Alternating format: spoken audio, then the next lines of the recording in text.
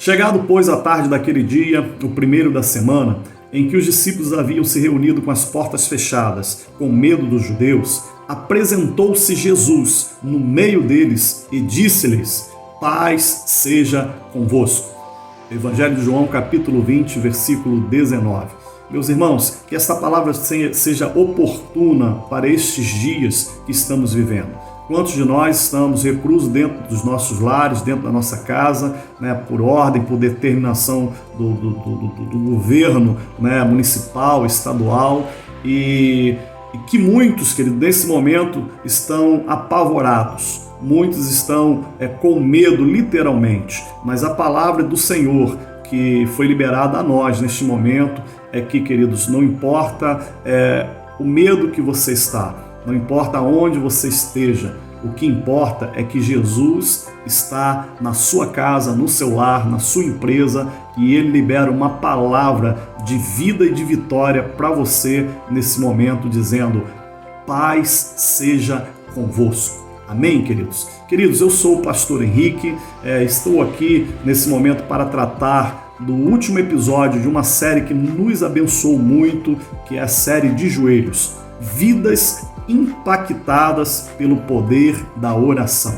Nós aprendemos aqui, queridos, com irmãos que nos trouxe lições valiosíssimas, Foram tratados aqui assuntos sobre Elias, sobre Paulo e Silas na prisão, questão de oração, como esses homens se comportaram, como a Ana se comportou no momento difícil da sua vida, através das suas orações, e dentre outros, a rainha Esther, que pôs o povo para orar e jejuar. Foram ensinamentos valiosíssimos para as nossas vidas. E hoje é nos dado aí a missão de estarmos encerrando esta série. E eu peço a Deus que Ele abra o nosso coração, que abra a nossa mente, os nossos ouvidos, para que nós possamos ouvir, entender e compreender tudo aquilo que Ele tem para nós neste dia. Amém, queridos? E hoje o tema que iremos tratar e finalizar, não esgotar esse assunto em hipótese alguma, porque a vida de um homem e de uma mulher de Deus tem que ser uma vida de oração, tem que ser uma vida de joelhos, tem que ser uma vida que seja impactada e que venha impactar outros através da oração. E hoje nós iremos tratar sobre ninguém mais e ninguém menos, sobre a oração de ninguém mais e ninguém menos do que o nosso mestre, de Jesus, aquele que nos traz ensinamentos valiosíssimos, poderosíssimos, para as nossas vidas. E nós gostaríamos de compartilhar com vocês neste momento o Evangelho de João, capítulo de número 17, capítulo 17, a partir do versículo do versículo 1 ao versículo 26. Seria assim uma leitura muito expansiva, mas é uma leitura que nos traz realmente muito ensinamento. É uma oração expansiva, mas que é uma oração que Jesus subdividiu essa oração em 3 partes, pelo menos. Jesus, do versículo 1 ao versículo 5, ele vai tratar sobre onde ele pede a Deus que venha glorificá-lo.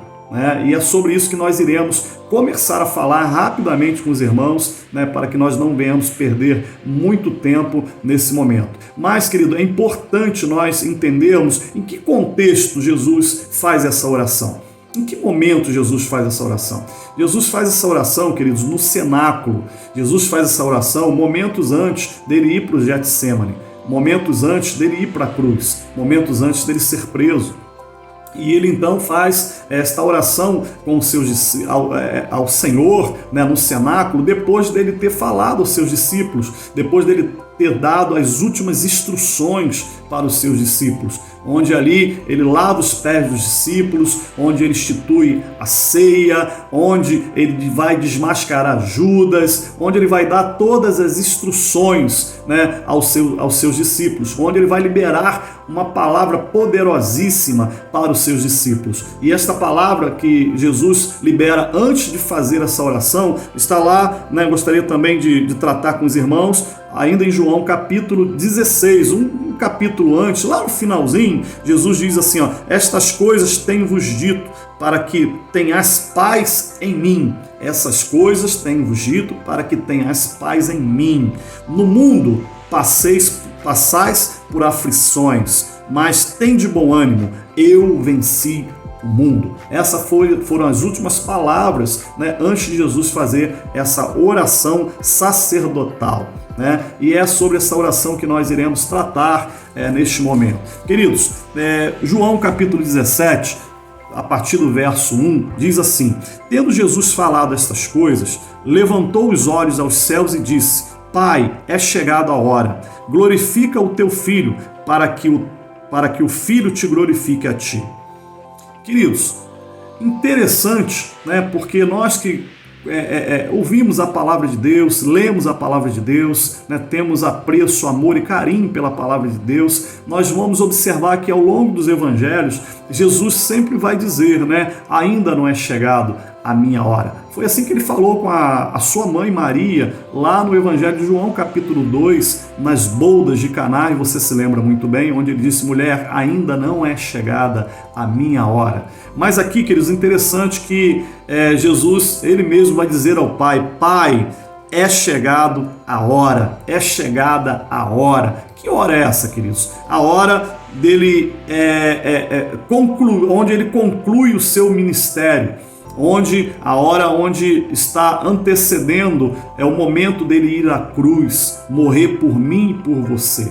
Então, por isso que ele diz que é chegado a hora. Queridos, e do versículo 1 ao versículo 5, Jesus vai pedir ao Pai que o Pai venha glorificá-lo. Né? Interessante, né, queridos? Ele pedir ao Pai: Senhor, glorifica a mim, me glorifique nesse momento. Agora, quando nós lemos, no primeiro momento, nós achamos que Jesus está pedindo algo pessoal, que Jesus tem que estar sendo egoísta naquele momento. Mas não, queridos, Jesus está dizendo: ó Pai, glorifica a mim para que eu venha glorificar a Ti.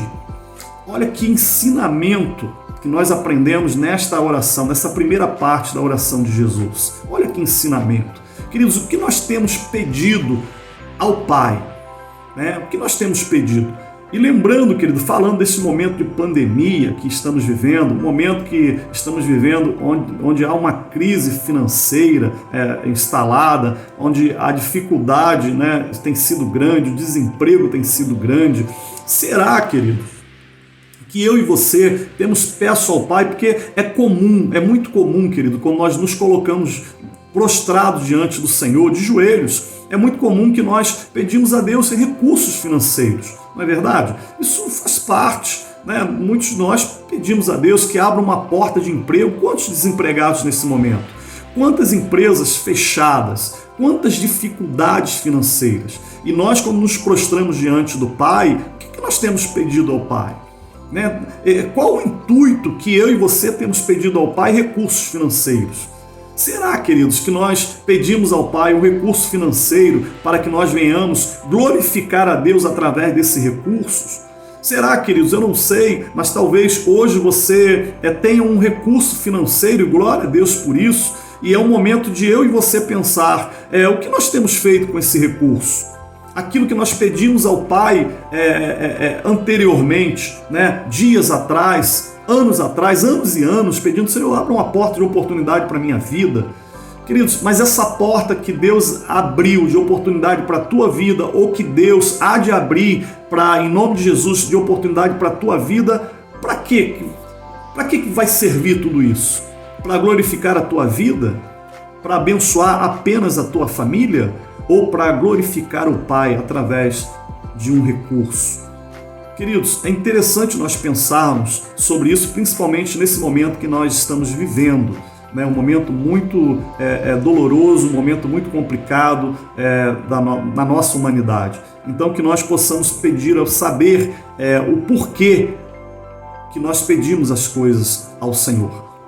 Falei aqui de recursos financeiros, mas existem outros recursos. Às vezes, querido, nós pedimos a Deus poder, nós pedimos a Deus sabedoria na sua palavra, nós pedimos a Deus tantas coisas, mas para quê? Para que eu peço a Deus poder? Para que eu peço a Deus sabedoria na sua palavra? Para que eu venha me exaltar diante dos homens? Para que eu venha dizer e mostrar que eu sou o melhor? Não, queridos, para que o Pai venha ser glorificado através de mim. Assim deve ser com você, com cada um de nós. Senhor, que o Senhor venha me dar poder, que o Senhor venha me dar entendimento através da Tua palavra, sabedoria, para que eu possa abençoar outras vidas e o Teu nome ser glorificado. Então Jesus aqui nos traz ensinamentos valiosíssimos. E no verso 2 ele diz assim, assim como lhe conferiste autoridade sobre toda a carne, a fim de que ele conceda a vida eterna a todos o que lhe destes. A vida eterna é esta, que te conheçam a ti, o único Deus verdadeiro, e a Jesus Cristo a quem enviaste. Eu te glorifiquei na terra, consumando a obra que me confiaste para fazer. Queridos, olha que lindo. Jesus aqui vai falar de vida eterna, mas Jesus aqui vai dizer que a vida eterna não vem dele, vem do Pai. O Senhor confiou a mim a vida eterna. Queridos, isso que nos mostra que vida eterna não vem de mim, não vem de igreja. Igreja não traz vida eterna para ninguém. Padre, papa, pastor não traz vida eterna para ninguém, não dá vida eterna a ninguém. Maria não dá vida eterna a ninguém. Quem dá vida eterna, queridos, é Jesus através do Pai. Isso é que Jesus nos ensina. A vida eterna está no Pai. O Pai confiou a ele a vida eterna. E aqui ele vai dizer mais, né? E eu te glorifiquei na terra, consumando a obra que me confiaste para fazer. Queridos, essa palavra consumado, eu, consumei a obra que me confiaste para fazer. Queridos, aqui Jesus está dizendo que está consumado a obra, que Deus havia confiado a ele para fazer. É uma palavra que eu me lembro que há algum tempo atrás os irmãos da nossa igreja que foram a um congresso e eles trouxeram essa palavra, está consumado, mas que no grego é tetelestai, está consumado. E o que é tetelestai? Essa palavra vem do grego, queridos, e isso nos traz muitos ensinamentos na vida dos judeus. Por exemplo, um pai quando confiava a um filho para ele fazer uma missão, concluir alguma obra, fazer algum serviço, e que o filho ia lá e finalizasse aquela missão, ele vinha ao pai e dizia, tetelestai, está consumado, está pronto, está feito. Quando alguém pagava alguma dívida, quando um escravo era comprado, era dado um documento onde era carimbado ali esta palavra, tetelestai, está consumado, está pago, está feito, está consumado. Queridos, então essa palavra nos traz um ensinamento, Jesus tem confiado a nós, Deus Pai tem confiado a mim e a você uma missão aqui na terra, uma missão para apregoar sua palavra, uma missão, queridos, para que nós venhamos fazer a diferença, uma missão para que nós venhamos glorificar a Deus através das nossas vidas. E será que nós temos consumado essa missão? Jesus pôde dizer ao Pai, ó Pai, está consumado, está feito, está pronto.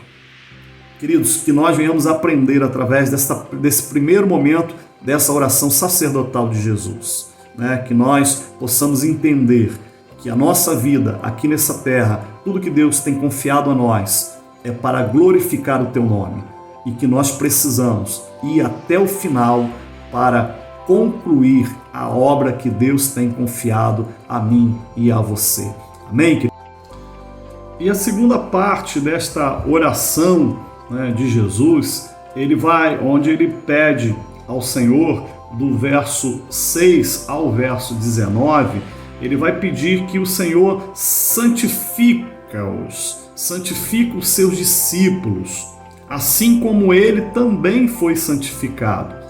Agora, interessante, queridos, se nós olharmos e analisarmos a grosso modo, nós paramos para pensar, mas Jesus pedindo para santificar os seus discípulos, igual ele também foi santificado, Jesus não era santo? Jesus não era filho de Deus? Jesus era pecador? Porque só um pecador pede santidade? Não, queridos. O que Jesus queria dizer aqui acerca dele e também dos seus discípulos em relação à santificação. Santificação aqui quer dizer separação, né? Que o Senhor viesse separá-los do mundo. E ele vai dizer o seguinte: olha, não peço que o Senhor os tire do mundo, mas que o Senhor os livre, né, do mal. E o mal aqui, queridos, no original quer dizer livre-os do maligno, né? Então, queridos, esta é a oração, Jesus pedindo essa santificação. Senhor, santifica-os da mesma forma que o Senhor santificou a mim.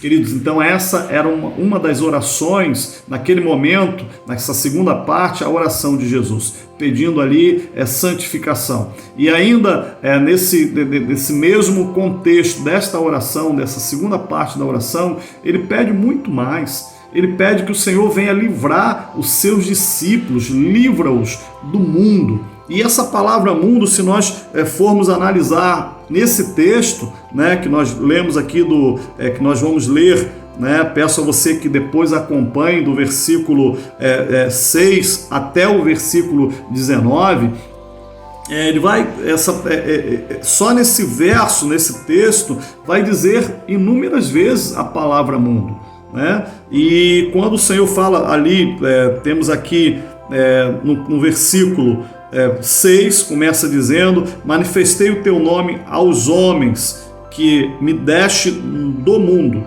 tá? E depois ele vai dizer também, inúmeras vezes, essa palavra vem se repetir no verso 11, já não estou no mundo, mas eles continuam no mundo, ao passo que eu vou para junto de ti, Pai Santo, guarda-os em teu nome, que me deste, para que eles sejam um, assim como nós. Então, a todo tempo ele vai estar falando mundo. E quando Jesus está falando mundo, queridos, aqui não quer dizer essa palavra mundo que seja algo palpável, sim, mas quer dizer são um sistema mundano, né? Sistema que contrapõe, que contradiz a palavra do Senhor. É isso que ele quer dizer. Por exemplo, eu ir à praia, o fato de eu ir à praia não quer dizer que eu estou no mundo. Eu colocar um short e jogar um futebol, isso não está relacionado às coisas do mundo. Tá? Biblicamente, mundo, quando é tratado acerca de mundo, está falando acerca do sistema mundano, né? Onde nos dias atuais, o qual vivemos, são dias que esse sistema tem afligido a nossa nação cada dia mais, porque o intuito do mundo, do sistema mundano, é nos tirar da presença do Senhor. Então, quando o Senhor trata sobre esta palavra, livra-os do mundo, livra do sistema mundano, né? Guarda a sua vida. E interessante também, querido, que nesse segundo período da oração, Jesus em todo tempo ele vai dizer: guarda-os, os homens, aquele que o Senhor deu para mim, aqueles que o Senhor confiou a mim, mas aqueles a todo tempo ele vai dizer que são teus. Jesus em todo o tempo ele não diz que os homens, né, que o Senhor confiou a ele era dele, mas sim são teus. Em todo o tempo ele engrandecia o Senhor: Senhor, é teu, é tudo teu. E, queridos, que nós viemos aprender um pouco com isso.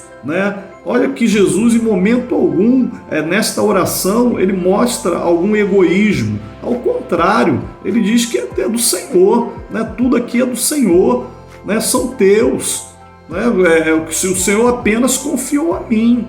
E agora interessante no verso 12, vamos ler rapidamente, olha o que diz o verso 12: quando eu estava com eles, guardava-os no teu nome, que me deste, e protegia-os, e nenhum deles se perdeu, exceto o filho da perdição, para que se cumprisse a Escritura.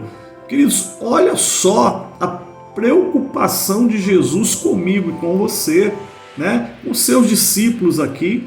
Olha, quando eles estavam comigo, eu os guardava, eu os livrava, e nenhum deles se perdeu, exceto o filho da perdição. Está falando de Judas, que foi para se cumprir as Escrituras, já tinha sido profetizado. Mas em todo tempo, Jesus aqui vai ter esse carinho conosco, com seus discípulos. Ah, mas pastor, mas está falando aqui é com seus discípulos e não conosco? Não, comigo e com você também. Você quer ver? Olha lá o verso 20. Diz assim, ó, não rogo somente por estes, mas também por aqueles que vierem a crer em mim por intermédio da sua palavra. Queridos, não só com os discípulos, mas conosco, comigo e com você, tá? Que cremos no Senhor por intermédio da palavra.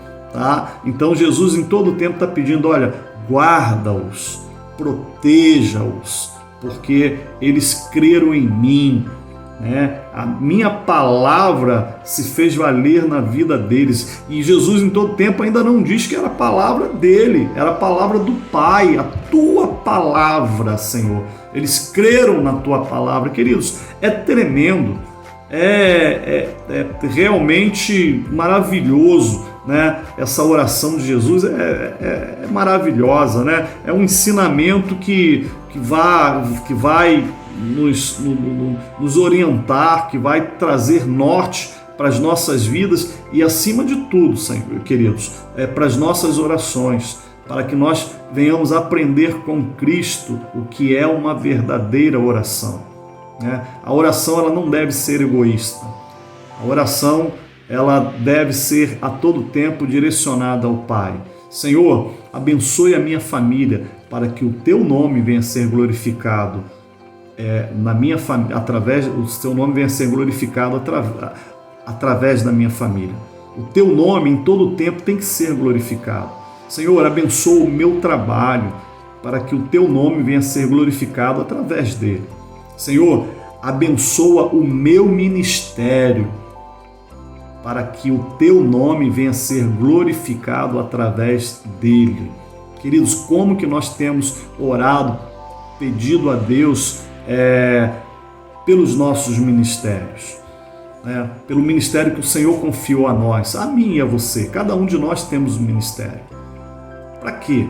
Para que esse ministério venha a ser, para que nós venhamos nos exaltar através do nosso ministério. Eu fiz, eu sou, eu posso, eu sou o cara, eu sou a mulher. Se não fosse por mim, queridos, infelizmente isso tem acontecido nos dias de hoje.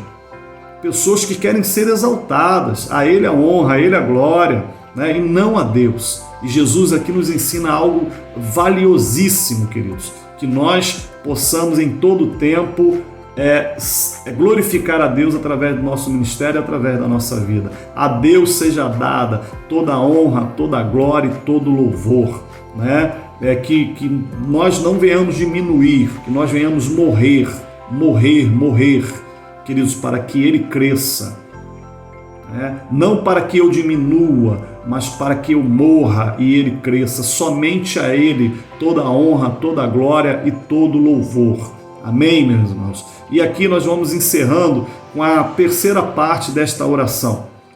Terceira parte, Jesus vai pedir o quê? Unidade, né, para a igreja, né? E nós vemos aqui no capítulo 11, né, Jesus vai falar sobre esta unidade. No versículo 11, vai falar sobre essa unidade. No versículo 22, né, ele vai dizer: eu lhes tenho transmitido a glória que tens me dado. Olha só, tudo vem de Deus, para que sejam um, como nós somos um. Queridos, olha a oração de Jesus, né? Ele tem transmitido a glória que Deus tem dado a ele. Para quê? Para que nós venhamos ser um. O desejo de Jesus é que eu e você venhamos ser um como Ele e o Pai são um. Ele, o Pai e o Espírito Santo, né? A Trindade é uma. E não há, querido, divergência na Trindade. Não há. A Trindade é uma. Eles são únicos. Eles são um. E entre eu e você não devemos ter também divergência. Nós devemos ser um. Um como igreja. Mas não uma igreja falando assim de algo denominacional. Não. Como institucionalismo. Não. Como algo institucional. Não. Não é como instituição. mas sim como pessoa. Eu e você temos que ser um como pessoa. Ainda que todas as igrejas, querido, porque é isso, nos últimos dias nós temos observado que tem sido a oração de muitos, né, que as igrejas venham se unir, mas não igreja como placa, como denominações, mas igreja como indivíduo, eu e você. Porque ainda que todas as igrejas, todas as placas, todas as denominações viessem a se unir, queridos, ainda não seríamos um. Teríamos divergência em todo o tempo, divergências doutrinárias, divergências de pensamentos, né, o que é comum. Mas quando nós nos unimos como indivíduo, como homens e mulheres de Deus, como pessoas que foram compradas, lavadas e remidas pelo sangue de Jesus, nós devemos ser um. Devemos ser um sim, queridos. Nós precisamos ser um. E nós nos entristecemos quando irmãos, queridos, estão em contendas um com os outros. Quando irmãos deixam, queridos, de falar um com os outros. Quando irmãos se aborrecem um com os outros. Queridos, nós temos que entender isso. Nós temos que entender isso. Algum tempo atrás, eu entrei numa divergência que estava havendo entre um irmão e o outro, né, onde um falou que colocaria o outro na justiça. E como o assunto se tratava de uma área que eu atuo profissionalmente, que eu trabalho, e não foi uma ou duas vezes que isso aconteceu, queridos. Inúmeras vezes eu procurei intervir para que não viesse isso à tona, a público, e principalmente levado à justiça aqui dos homens, ao tribunal. Porque nós não sentimos prazer nisso, quando irmãos se iram ao ponto, né, de querer levar o outro para a justiça, ao ponto de querer partir para as vias de fatos. Então essa não é o posicionamento, esse não é o posicionamento, esse não é o ensinamento, isso não está enquadrado na oração de Jesus. A oração de Jesus é que nós venhamos ser um, que nós venhamos nos amar acima de tudo, queridos, que nós venhamos aprender com Jesus acima de tudo. Nós precisamos entender, nós precisamos, queridos, vivenciar esta palavra. E o Senhor continua dizendo: eu neles, verso 23, e tu em mim, a fim de que sejam aperfeiçoados na unidade, para que o mundo conheça que tu me enviaste e os amastes, como também amaste a mim. Queridos, só há uma forma, só há um jeito, meu irmão, minha irmã, do mundo, né, dos homens lá fora, do ímpio, ver que nós somos um. Só há um jeito do ímpio ver que foi Deus quem enviou a Jesus. Só há uma maneira. Muitos aí não creem ainda em Jesus verdadeiramente e não creem que Jesus é o enviado do Pai. Sabe por quê? Porque não vê unidade em mim e em você. Então, para que Jesus seja glorificado, para que Deus Pai seja glorificado, né? Para que o mundo, os ímpios, venham entender, né, que foi Deus quem enviou a Jesus para morrer por nós, para que a obra de Jesus foi consumada, literalmente, para que nós tivéssemos vida eterna, para que eles venham acreditar e crer na palavra e crer na vida eterna. Só há uma maneira, e a maneira está aqui, queridos, que para que o mundo possa crer que foi o Senhor que enviou a Jesus, só através da unidade da igreja, né? E ele vem falando ainda mais: Pai justo, o mundo não te conheceu, eu porém te conheci, e também estes compreenderam que tu me enviaste. Ou seja, os discípulos já haviam compreendido que foi o Senhor que havia enviado a Jesus.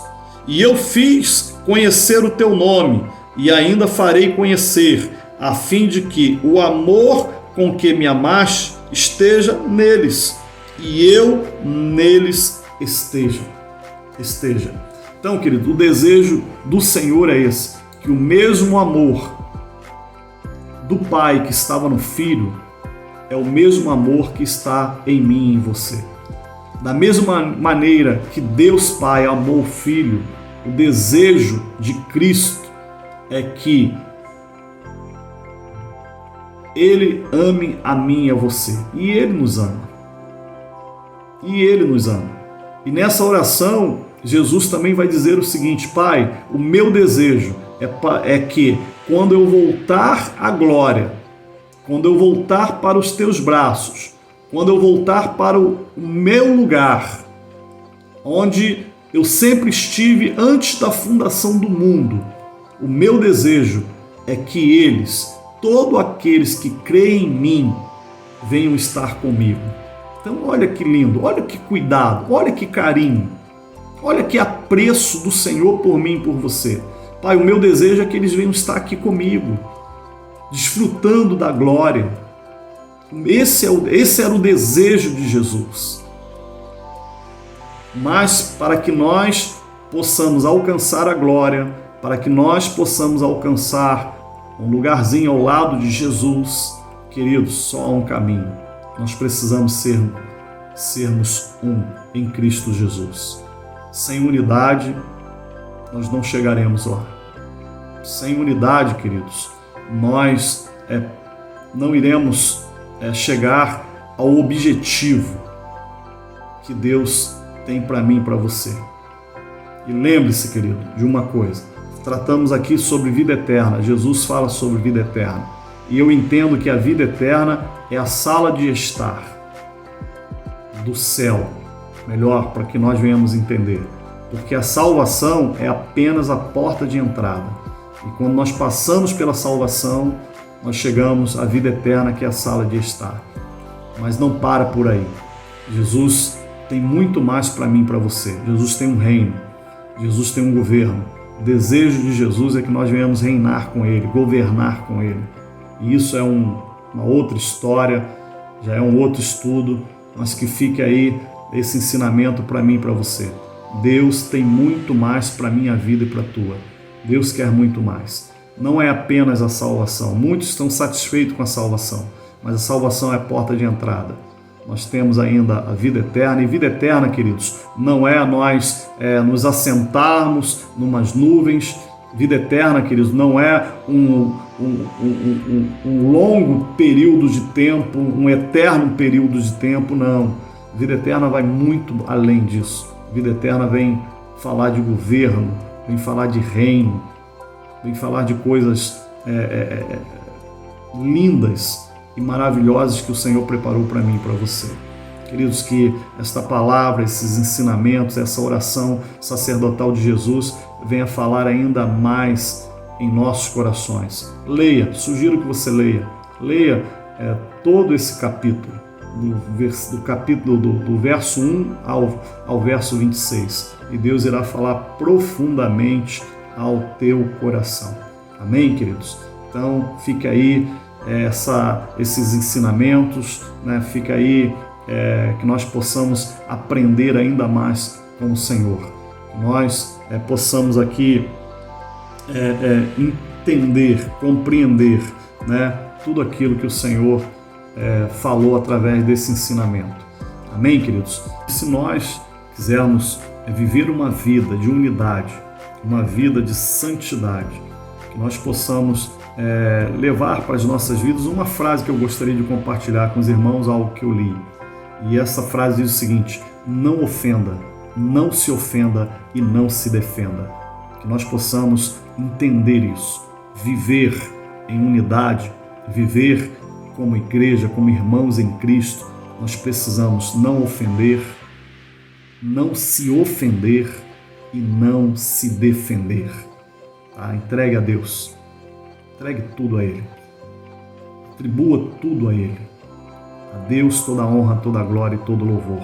Muito obrigado, que Deus possa ainda falar mais e mais a cada coração. Gostaria aqui de agradecer profundamente ao Ministério de Ensino, a nossa irmã Patrícia, que confiou a nós o encerramento desta aula. Muito obrigado, aprendi muito, foi me dada uma oportunidade de aprender um pouco mais acerca da palavra de Deus. Amém? Que Deus abençoe e guarde a sua vida, que Deus abençoe e guarde a sua casa, que Deus abençoe e guarde toda a tua família em Cristo Jesus. Não esquecemos, querido, oramos por esse tempo. Em todo tempo devemos orar por esse momento que estamos vivendo.